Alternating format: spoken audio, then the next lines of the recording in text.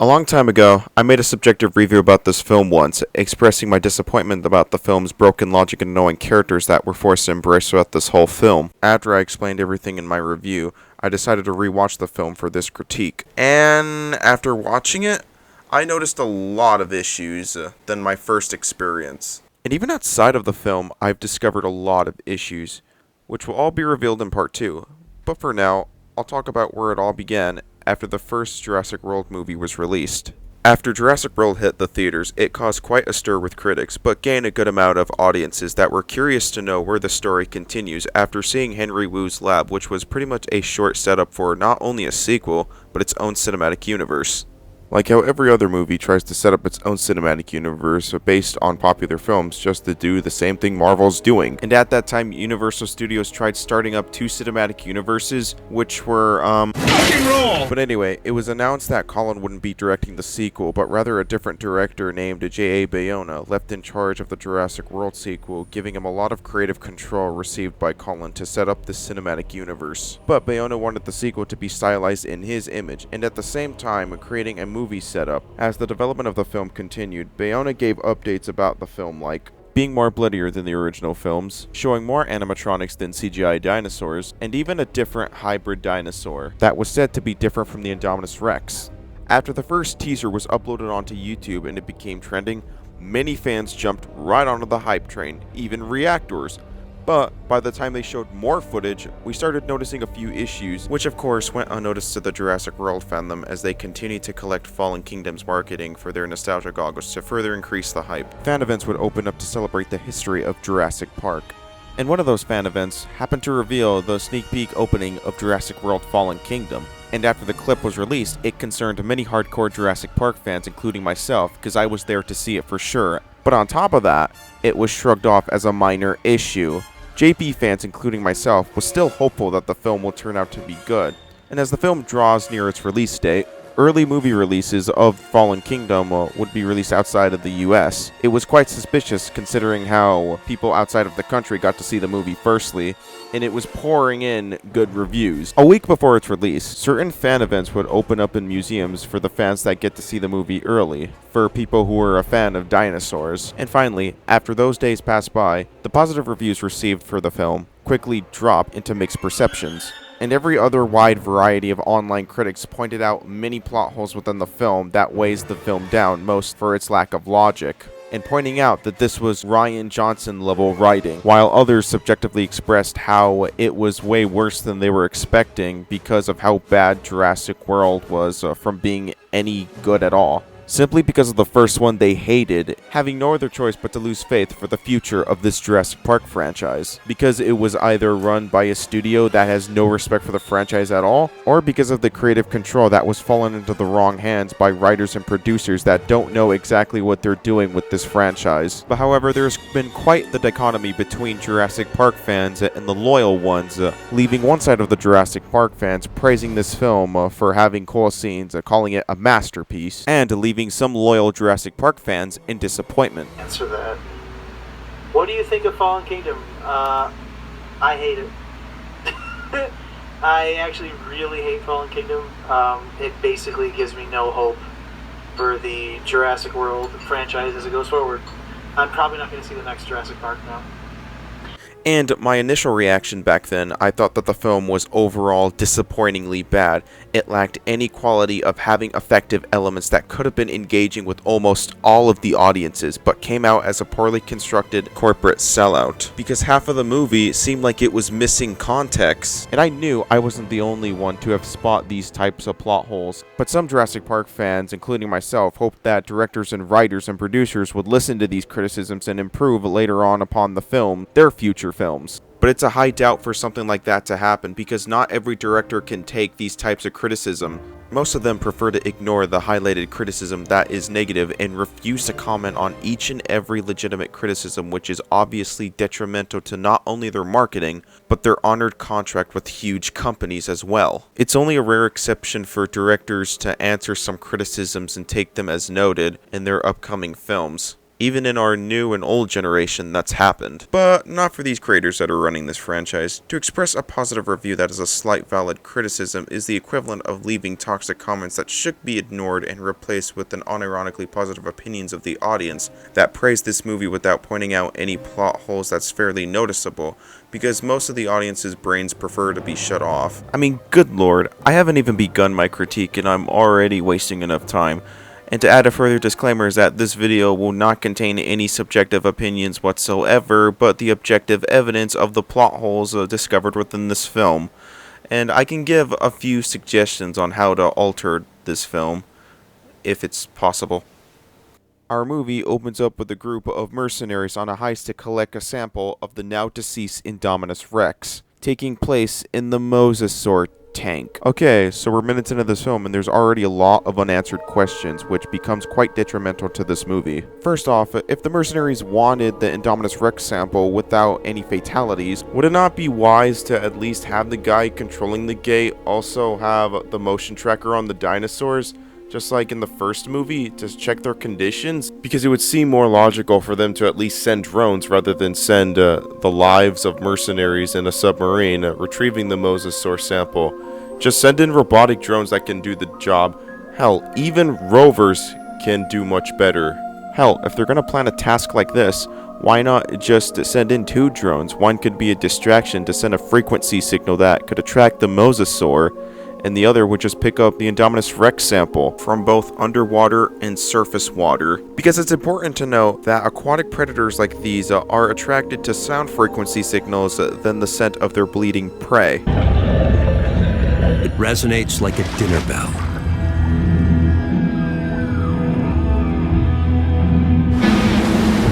A 12-foot great white soon arrives and circles the cage.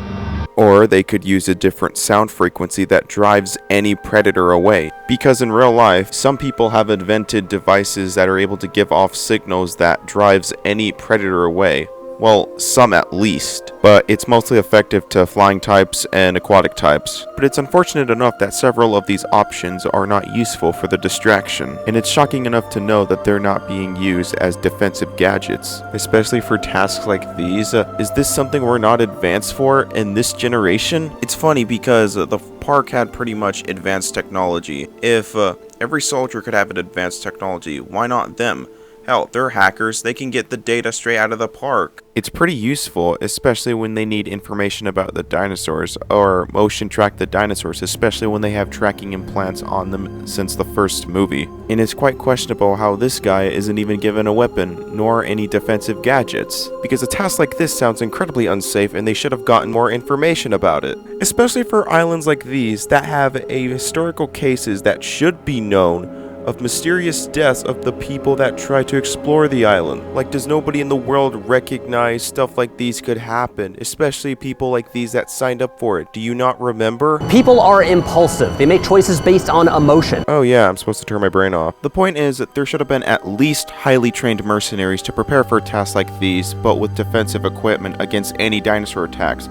Because a concept like this without any form of logically planned operation is where the film begins to crumble into a plot hole, which I'll talk later on how the producers acknowledge dinosaurs. But we'll talk about the most infamous starting plot hole that was pointed out by every critic across YouTube. Why did the Mosasaur Lagoon go from the center of the island to next to shore, which totally retcons the previous information from the first film? When many people express their questions over this retcon, Colin tries to back this up with a tweet, stating that the lagoon has always been in the center of the island, connected to the ocean. The digital maps shown in the films are incorrect, and it is not a retcon, which I say, lies, all lies! So you're meaning to tell me that you had no clue that this certain change was in one of your films, especially in this film? Funny, because you're the godfather of this cinematic universe that you set up, and you have creative control over this setup. You just tell the director what to do. Directors who are in charge of their cinematic universes tend to lead the directors how the story continues. And if directors are having difficulties with the film, then the person who are in charge of the cinematic universe could produce to correct any concept. Look, the point I'm getting at was was that Colin was the one writing the script and being the executive producer of this film, especially for his cinematic universe, and I'm calling him being oblivious to the change into question. Because after all, he did have creative control in his first film. That's something he should have been aware of, that he created himself, especially in his vision. However, I'm finding this tweet in defense of Bayona's vision just to excuse the plot holes. Because that's at least the right thing Colin did, was admit the mistake that happened in the film. But what about Bayona or everyone else explaining the rest of the plot holes that occurs within this film? And hell, the producers and the director of this film doesn't even leave a commentary. I mean, for God's sakes, the director of Godzilla King of the Monsters was more humble than Fallen Kingdom's production.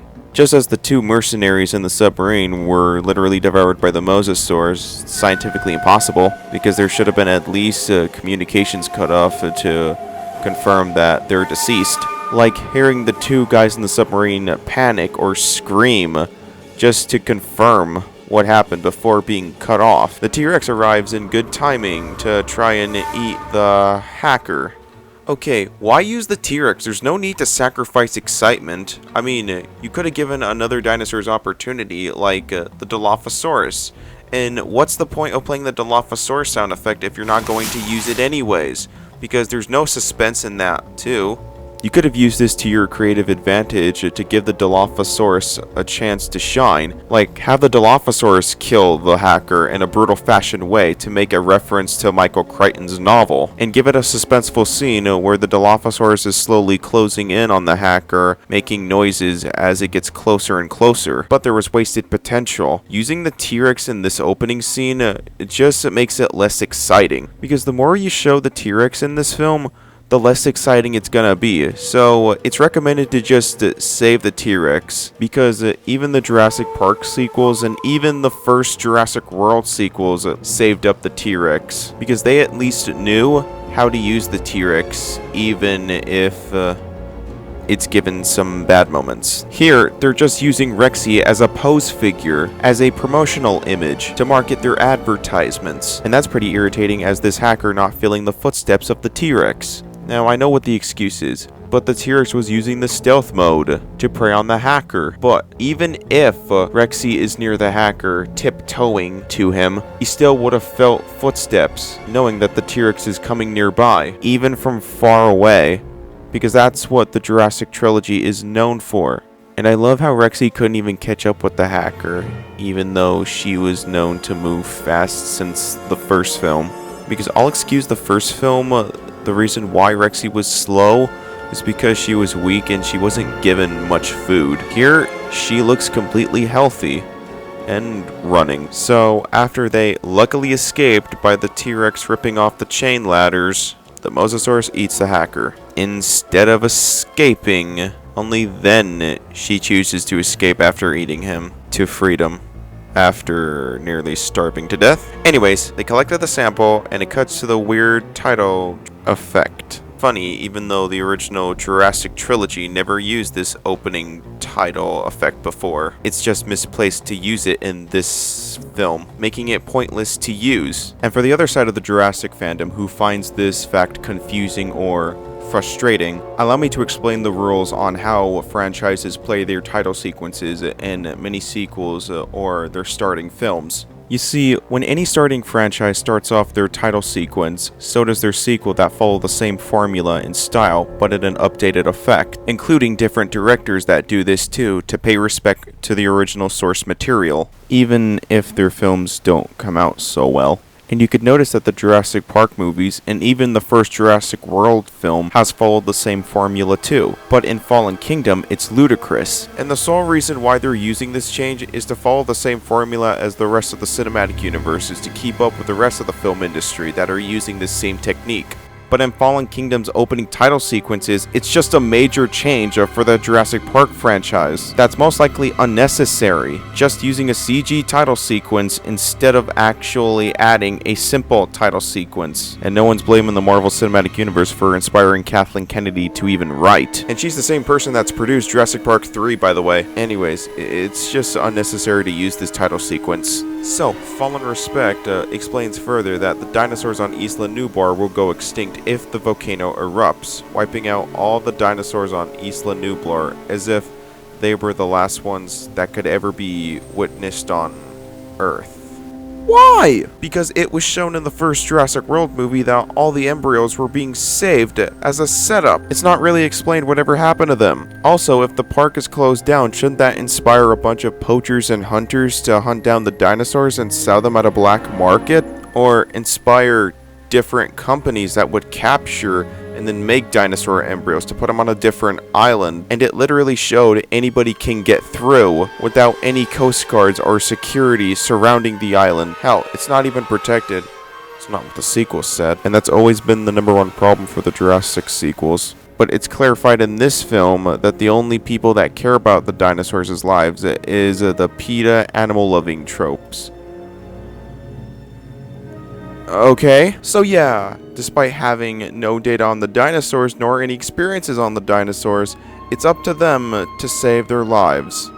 This part always bugged me in the critics the most, because this world building not only feels lazy to push the plot forward, because it showed that creative ideas that can fit this concept are thrown out the window. Because if they're going to start their cinematic universe, they should at least show that there are people smart enough to know how to get these dinosaurs, because they're absolutely worth more than millions. Like being smart enough to know to capture herbivores that aren't so dangerous, and to capture less carnivores that are small. I bring this up so much is because if they're going to start their soft reboot that makes strong references to the original Jurassic Park trilogy, then they should at least include all these different contenders who were like Dachshund tried making their own Jurassic Park just by capturing the dinosaurs and cloning them. Another option being that if Masrani is totally shut down along with Engine, shouldn't there still be supporters or even have them open petitions for the people to keep the dinosaurs alive so that they would have enough money to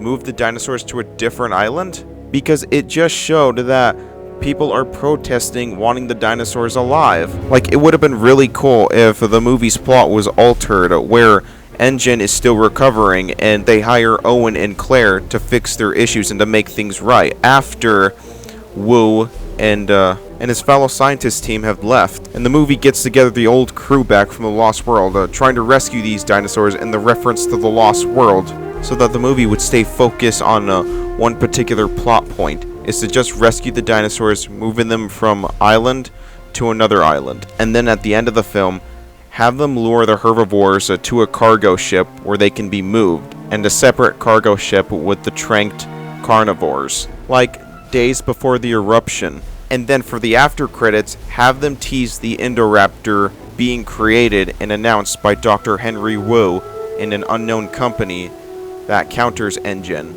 And speaking of islands, and isn't there another useful island called Isla Sorna, aka Site B? They make several good references to the Lost World, yet Site B is just seen as irrelevant. Also, before you Jurassic World fan address the problems, yes, I'm currently aware of how they're explaining it outside of the film. But there's one thing that you're missing in the rule of filmmaking. Providing information after the events of the first film doesn't help anything at all. It just becomes confusing to the new viewers. Because explaining the lore outside of the film just becomes a lazy written plot hole. To the people who are new to this channel and confused, let me specify this plot hole for you by asking a question. Have you ever seen a franchise done this before? Have you ever been a newcomer of that franchise and not being aware of the lore explained outside of the film that's declared canon? Have you ever come to a factual conclusion outside of your opinion that this has become a confusing problem? Because if you're a fan of movies in the film industry, you'll come to understand that movies have a lot of world building, and it explains its lore at an opening or during the film. because it's invented to build path for the main characters. Because audiences would prefer to stay focused on the film rather than learn the lore outside of the film. I mean, you should obviously take this advice from Mr. Plinkett. Don't any of you f***its tell me that it was explained more in the novelization or some Star Wars book. What matters is the movie. And for those of you who find the critics pointing out why dinosaurs should be extinct frustrating, let's just understand where they're coming from and then correct their criticism to make them fully understand. Now, what they seem to highlight in all the Jurassic Park films is that dinosaurs kill and eat people. But what they're completely unaware of in the differences between herbivores and carnivores is that some are trying to defend themselves while some hunt humans down to eat, like tigers or lions. However, some are gentle and calm, like giraffes, and some tend to get scared very easily, like rhinoceroses and kangaroos, whenever they're being provoked at a certain point and become quite defensive of its family members, let's say an offspring, whenever it's in danger. And believe me, a lot of critics have misused this point. Now, the only point I'm using for this counter is that people are mistaking dinosaurs as vicious killers that want to kill every human. And that's the point I'm actually defending the Jurassic fandom on. But the only problem is that humans thrust themselves into the situation to be targeted by the dinosaurs. That makes their choices illogical and count as a plot hole without any preparation. Furthermore, according to the officials, Isla Nublar's volcano would wipe out all the dinosaurs of Isla Nublar. And the way they estimated this logic is strange because from the looks of it, this volcano looks like it's at the highest tip of the mountain on a large complex island that the dinosaurs should evacuate to the other side of the island. That seems like a safe distance to be away from the volcanic eruption, because I do know that pyroclastic flow doesn't spread farther than that. Come on, this is at Mount St. Helens, and you ever notice that the smoke is blowing off direction? Even after the volcano erupted, there still would have been some surviving dinosaurs. And the way they generated this volcano is inaccurate to say the least, and I'll get to that later. Trust me, I'm going to put that up to good use in part 2. So after all logical choices have been ignored, we cut to Dr. Ian Malcolm, played by Jeff Goldblum, giving a reasonable statement to the judges that the dinosaurs should go extinct by the volcano, so that the remaining dinosaurs don't jump off of the island to start casualties or even fatalities. And as a result of this, he's being rumored as a murderer. Silence, please. As deeply sad as that would be. Why? I can understand where people are coming from and how much they care for these dinosaurs, but this is quite confusing to the viewers considering how Malcolm is speaking from experience. And I've seen plenty of Jurassic Park fans dismiss this, which I'm questioning the fandom, asking, have you not watched The Lost World or even the first film? Also, Malcolm's line seems pretty weak, because I've got one suggestion that would make him say it better.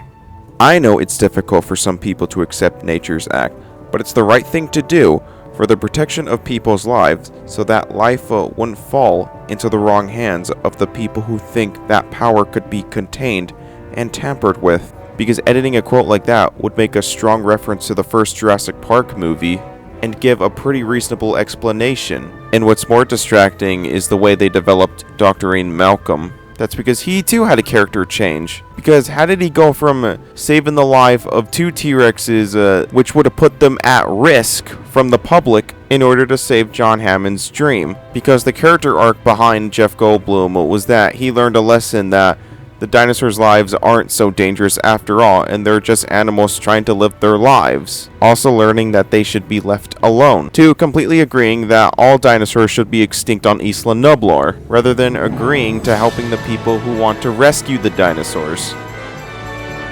Wow, I never thought you guys would find a way to retcon The Lost World. And this is coming from a person who is a huge fan of The Lost World and who thinks The Lost World is the best out of the whole Jurassic trilogy. So yeah, writers, way to piss off fans of The Lost World. So after that, we're introduced to a couple of characters, including new ones. Claire, played by Bryce Dallas Howard, Franklin Webb, played by Justice Smith, and the SJW, played by Daniela Pindia, who has mostly weighed this film down. I mean, don't get me wrong, there's plenty of worse moments that I can go in depth to. This will make a perfect centerpiece for my necklace.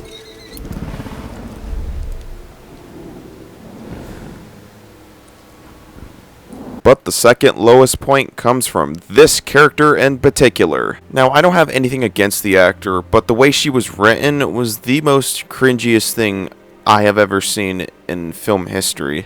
You gotta stop letting your mom shop for you. You don't need to insult me every time someone pisses you off. Dude, I'm a doctor, not a telemarketer. What is your job again? You plug in. Relax. You're more likely to die riding on a horse than in a plane.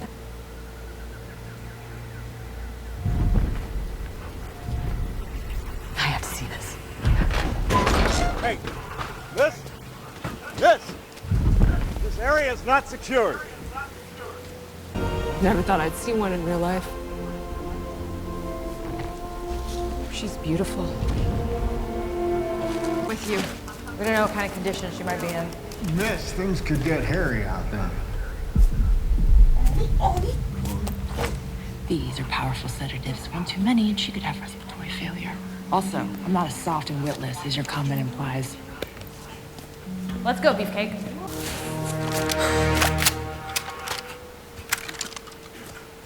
You shoot me, and that animal dies. I think we have the drop on you, sweetheart. She's losing blood. And if I don't treat her, she'll never make it back to camp.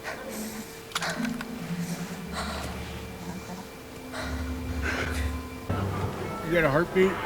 Yeah. Do you? Need blood samples. I'm not here to help you reset the food chain, so take your own damn samples. What a nasty woman. Yeah, but I did an intravenous blood transfusion with a T.Rex, so it's a sock drawer in there. You what? And Zia makes me want to apologize to Jar Jar Binks for saying anything bad about him, and like Mr. Freeze from Batman and Robin. The Iceman cometh.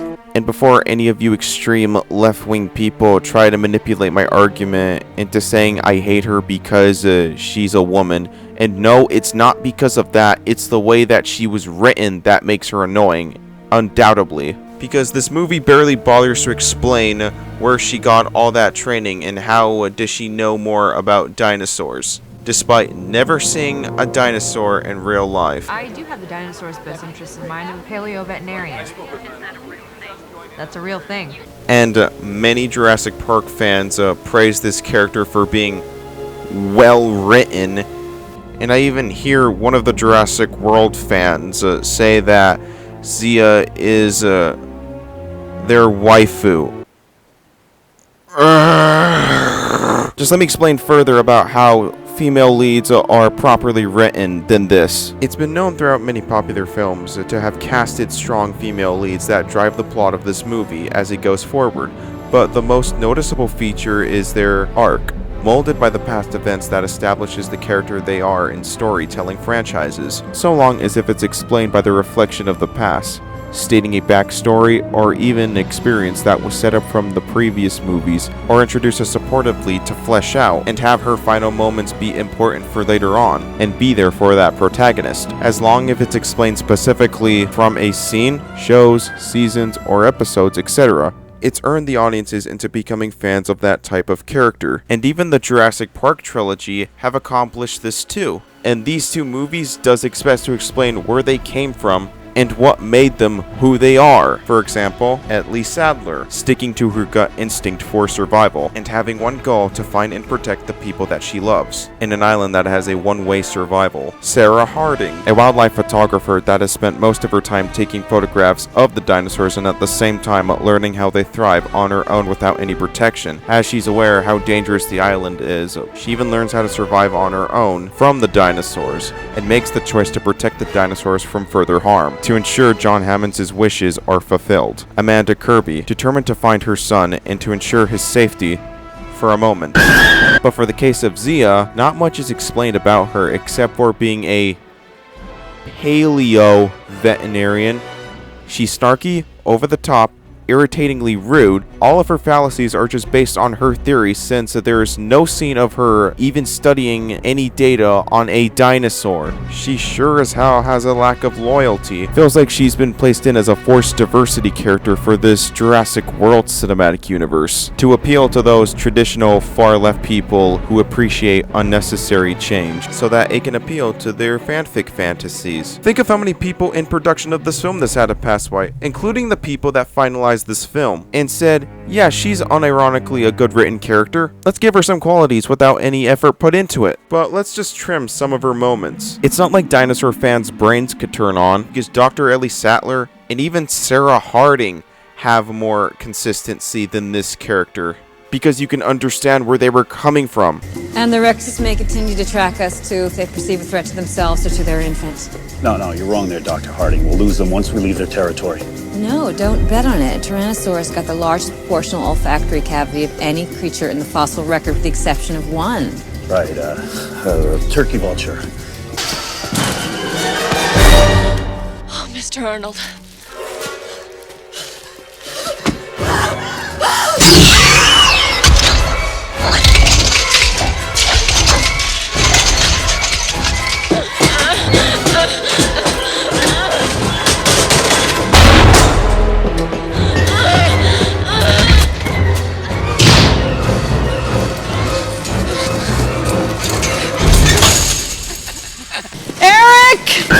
Now that I've dissected your Tumblr fanfic character, can we finally come to the fact that she is not a well-written character?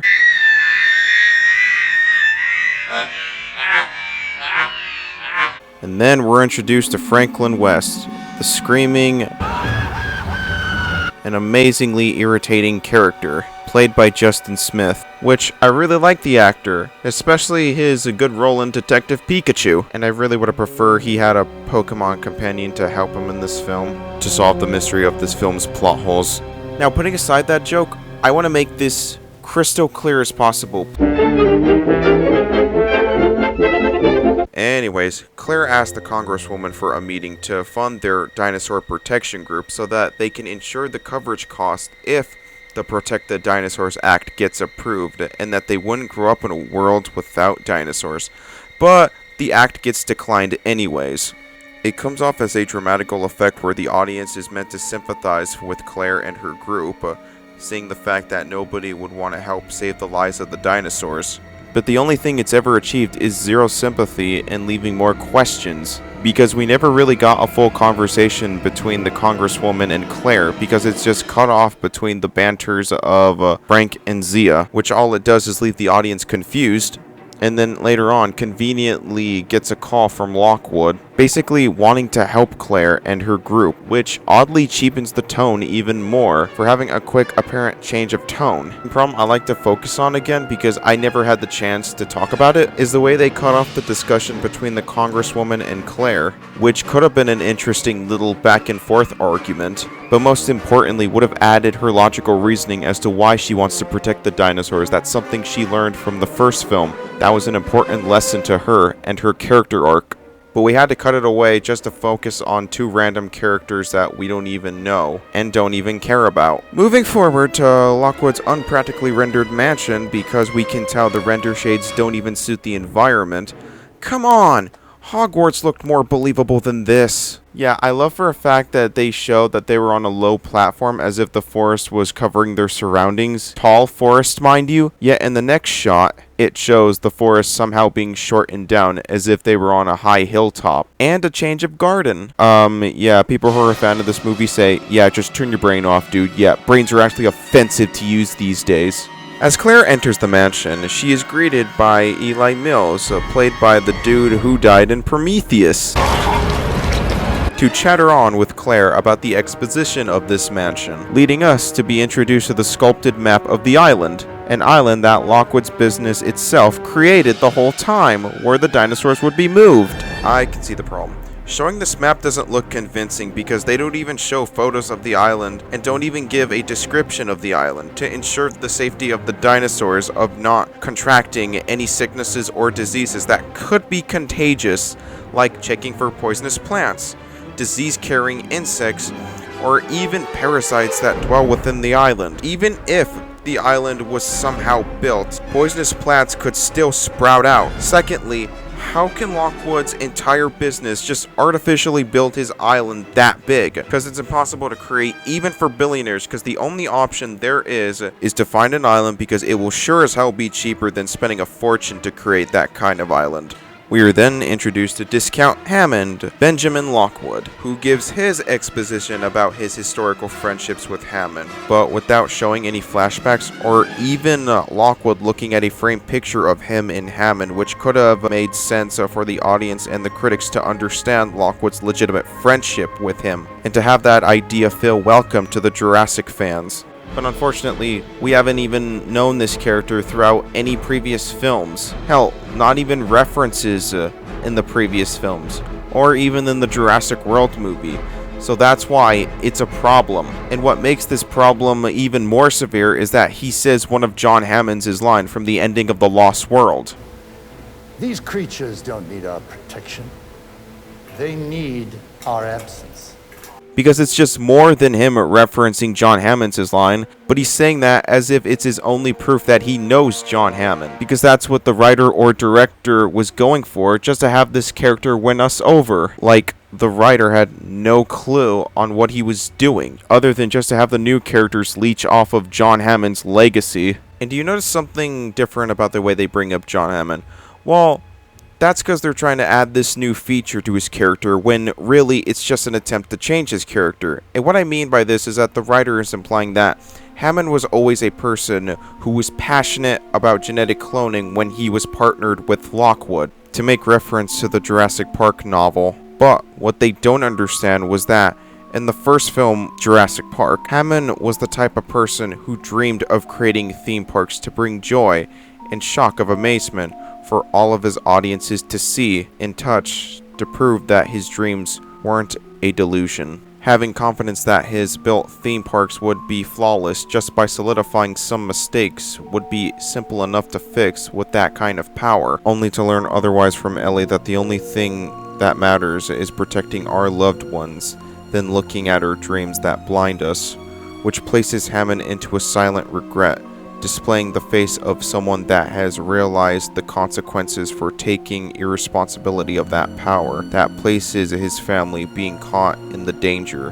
which changes him to take that responsibility to help rescue his family, and come to a saddened realization that his creation would be left behind, learning that the creatures that he brought to reality are better off left freed than be caged for the audience's amusement, to fend for themselves. Also motivating him to protect the dinosaurs because he saw them as natural animals that deserve to be undisturbed from power-hungry people, because he still cared for these dinosaurs.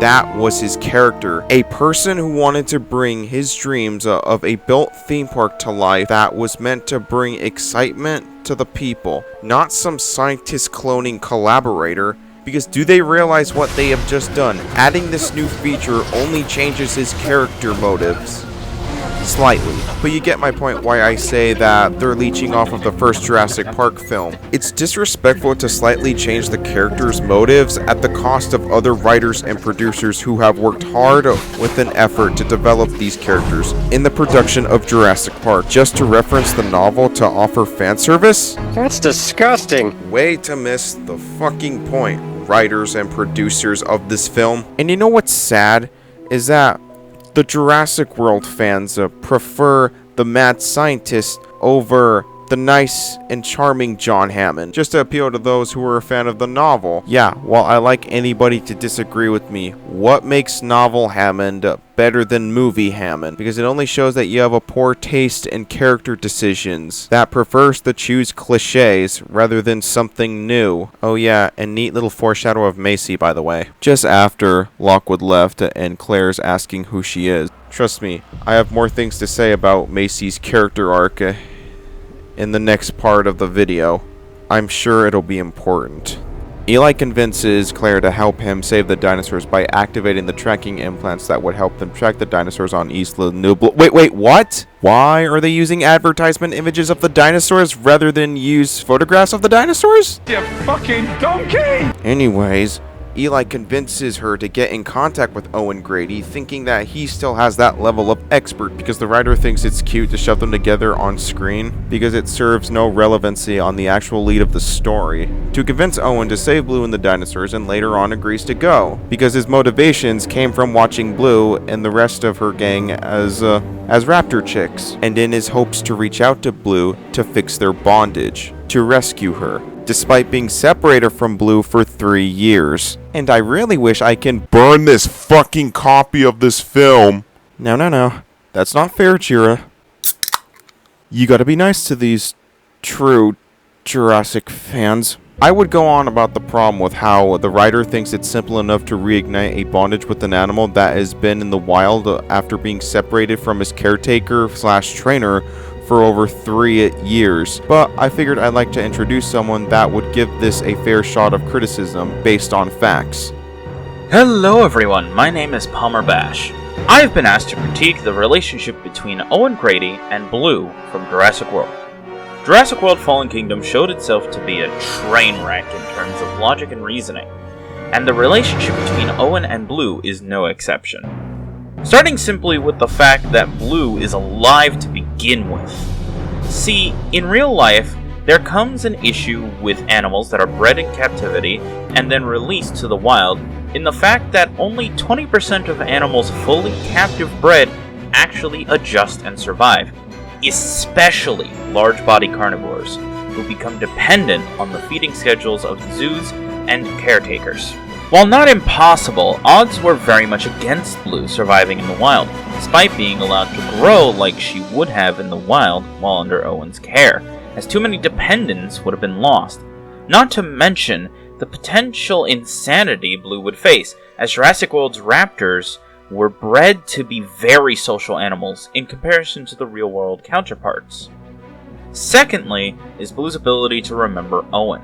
While necessary to the plot of the film, and not unheard of as there are plenty of recorded events of rescued and released animals, remembering select caretakers or rescuers, the issue comes from Blue being what she is, a dinosaur. While being bred to be more social, it is unlikely Blue would remember Owen, as her brain would, realistically, share more with reptiles like alligators than, say, a crow or other birds. Meaning her brain is more focused on survival needs and instincts than purely bonds. Hence why they could hunt in a pack, but will still fight and sometimes kill packmates over food or dominance. Blue would likely have forgotten Owen not long after the events of the first film. And even if she did, the betrayal from the army force sent to help capture Blue would have severed her trust in Owen and humans at all almost permanently. As for the end of the film, when Blue helps defeat the Indoraptor, again, her bonds with Owen would have been completely severed, unless she was somehow aware he was involved in saving her after she was shot, and thus should have zero reason to aid the humans for any reason other than wanting to defeat a potential rival or threat that looks similar to the Indominus Rex, something she would remember as a rival, and thus, to her, must be defeated. And to further defend Palmer's point, many people face the difficulty of raising large carnivores, especially training them in real life. It's a serious issue that caretakers face because animals have more complex emotions than humans, especially facing the same containment for almost the rest of their lives. But a condition like that would be more serious for Blue, because considering how she lost to all of her pack members and chose her own freedom at the end of the first Jurassic World movie, and after years of being free and isolated from her pack, it would be impossible for her to recognize Owen by any means necessary. But according to the writer, Blue's emotions are set as empathetic, which are about as complex as human minds, without even realizing how the Raptors would think in the Jurassic Park franchise, because this type of empathy would have been temporary at a young age, because this type of loyalty shouldn't last even at the point of her adult life, because this type of writing sounds like it was based off a person's fan fiction, because it betrays the realism of the velociraptors in this Jurassic Park franchise, because audiences looked at the raptors as pretty terrifying stalkers. And does anybody remember what made the raptor so memorable in the first place? About raptors then, anyway. What kind of metabolism do they have? What's their growth rate? They're lethal at 8 months, and I do mean lethal. I've hunted most things that can hunt you, but the way these things move... Fast for a biped? Cheetah speed. 50, 60 miles per hour if they ever got out in the open. And they're astonishing jumps. Do they show intelligence? What's their brain cavities? They show extreme intelligence, even problem-solving intelligence, especially the big one. We bred 8 originally, but when she came in, she took over the pride and killed all but 2 of the others. That one, when she looks at you, you can see she's working things out. That's why we have to feed them like this. She had them all attacking the fences when the feeders came. The fences are electrified, though, right? That's right, but they never attacked the same place twice. They were testing the fences for weaknesses systematically. They remember. The shed from here. We can make it if we run. No, we can't. Why not? Because we're being hunted. Oh, God. From the bushes straight ahead.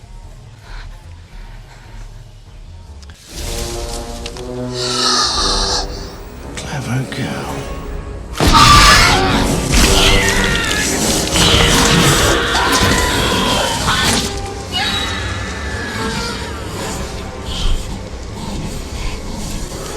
Which made the characteristics of the velociraptors a secondary core part of Jurassic Park that made them iconic and work so well in the first place, alongside other movie monsters that have done the same formula as well. Now, it's understandable to see how the writer was trying something new in the previous film, which didn't suit well with other critics, but if you're going to do that, you need a stronger warrant that could earn the trust of Blue. Claire and her 2 members of the group tag along on this rescue. I was usually expecting more than 2 to join the rescue in case anything happens, because there are other members wanting to help since they joined this little organization, but it seems to be dismissed as the idea of having other people have the opportunity to poach these dinosaurs to profit off of. Missed opportunity! And Owen joins this rescue as well, that we haven't even know how he got in the plane without even being caught. This technique that is being used in the film has been handled poorly, because before, films handled this technique with the specific information by showing how the protagonist got through, or even bothering to have that protagonist at least explain how they got in. But what they did